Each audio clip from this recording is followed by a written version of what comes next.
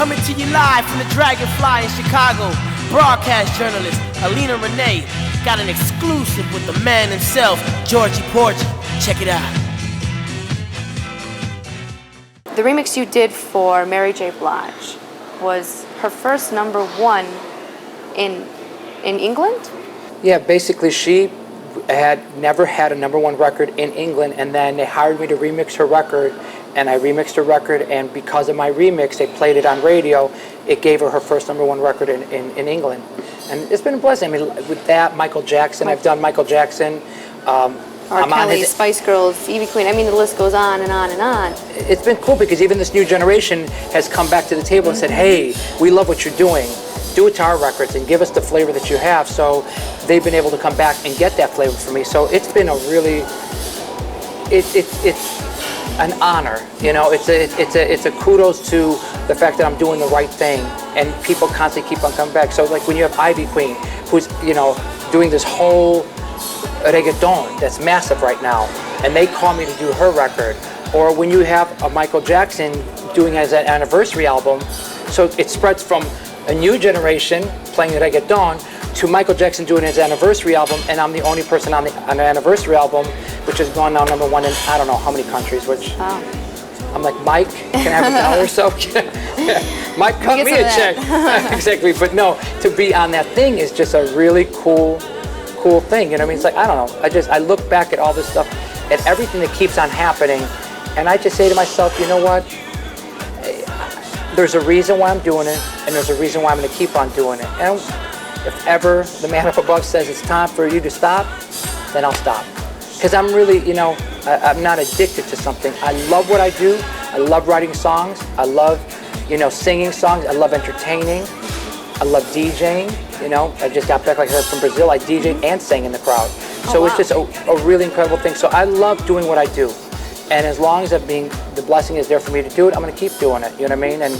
And share and be able to touch people. You have lock-in deals with Warner Brothers and MCA Records. How did that happen?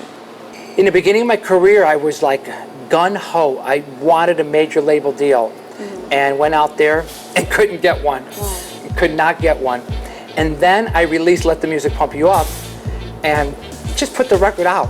And all of a sudden one day, a guy named Daniel Poku, who is Danny D, who produced Kathy Dennis, D-Mob.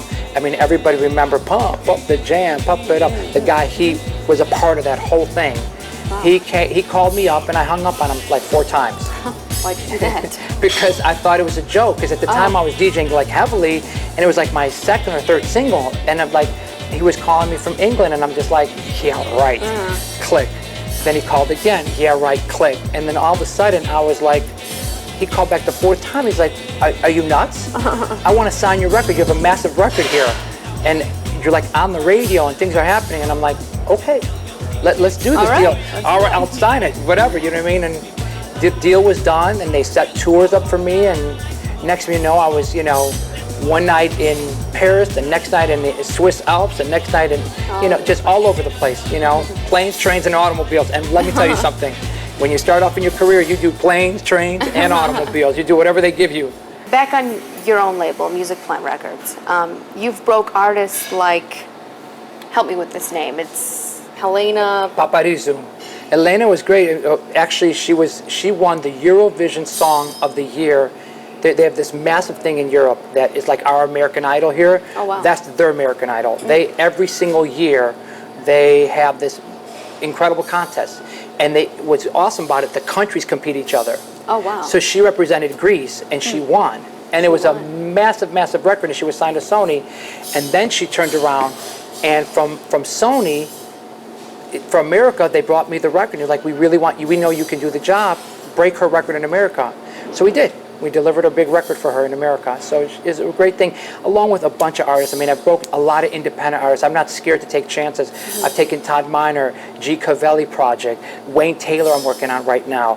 I've worked on so many, the Rachel Paneja, Osha Kai's, Frederick Ford's, Jason Antone's. The list goes on. I mean, the list goes on that I've gone in and I have broken, just taken on their careers, and when people wouldn't give them a chance, I put them on my stages. I put them out there so they can get an opportunity, or did a remix, or wrote them a song, and their careers have started. You know what I mean? And they're all growing in their own right. You know what I mean? Scion Flair has a record right now that his video is being showed on TV right now. So it's a really cool thing to be able to also lift other people's dreams, to be a part of their dreams. You have this long-lasting career, just success after success, opportunity after opportunity. What's your secret for all this? I mean, what keeps you motivated to be doing all of this? Really being grounded and realizing that this is not about me. It's beyond me. It was, you know, in the beginning, I didn't get it. I went out there, I toured the world, and I didn't get it. The second time around, I got it. This is not about me. I'm just a very fortunate and blessed person who gets to go out there and do this. And I have to let things come through me, whatever it is. And that really is the secret. I stay grounded. I work really hard. I don't stop the working. I keep to the song, because people like to vary from a song. I believe in the song. Songs will be sung from here. You're never going to remember a beat. You're always going to sing a song. That's why, like, my nieces today will sing I Will Survive. That I Will Survive was out when they weren't even born. They weren't even a thought. But they sing the song today. And that's because it was a song. And a great song will last for years and years and years. And I stay that way and stay humble and stay focused. What does the future hold for Georgie Porgie? Television. I want to go on to television. I would love to do sitcoms, just a lot of different things. Shot my first TV show, Turn It Up America, last year. We're still shopping it. We got a couple of bites. Miss Oprah down the street. It's still sitting on her table. She hasn't said no. Maybe she'll say yes. But Miss Oprah's, you know, her new channel is supposed to come out next year, and we're hoping that maybe she'll pick up the thing. We're shopping that. Just trying to do some other things, you know, but I will never leave the music. I love my music. I love being able to produce other people. Making Wayne Taylor, making G. Cavelli, Todd Miner, Scion Flair, my artists with my company. That's what holds future. I would like to see them, you know, continue to grow. And as well as just to continue to do my thing, because I love what I do. It's gotten to a point now where I have fun. Today I worked my butt off, but I had a lot of fun. I mean, I woke up at 3 o'clock in the morning, and it is now, I don't know what time it is, like maybe 4 o'clock in the afternoon. So we've been going for over 13 hours, but it's okay. I'm really good and happy. That's the key. Yeah. Happiness. Happiness. Well, it was a pleasure to meet you and sit down and talk with you. I wish you the best in your ongoing success. Thank you, Dom. It was really a pleasure. Thank you, sweetie.